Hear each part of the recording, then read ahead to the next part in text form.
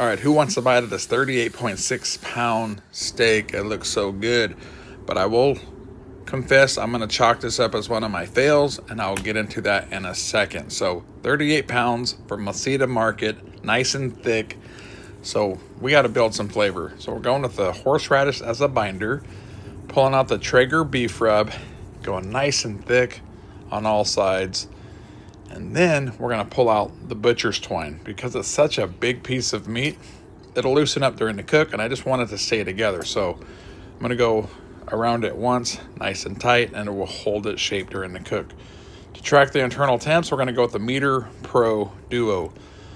We're going to put the probe in the center because that's the one I really want to shoot for, and then we're going to go on the side to track that side temperature. I knew I was in trouble once the center one went in because the center of the steak was still frozen solid, and it had been thawing for 2 days. So 275 on the Traeger Woodridge Pro.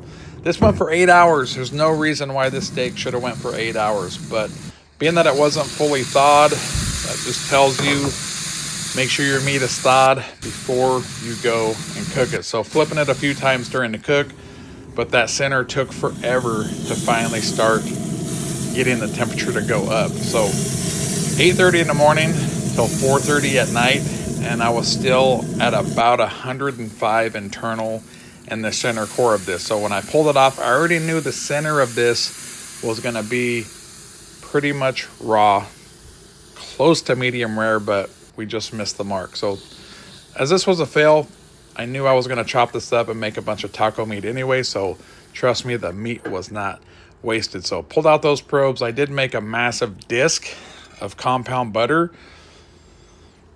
Got oregano, we've got pepper flake, got butter, mixed it all up, put it in the fridge, and made such a massive disc of compound butter.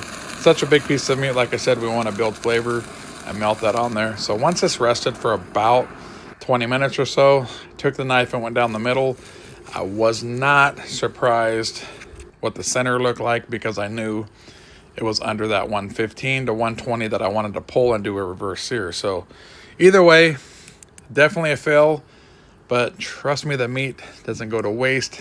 Those 2 bites that I took were freaking delicious, and plenty of tacos incoming. Here we go.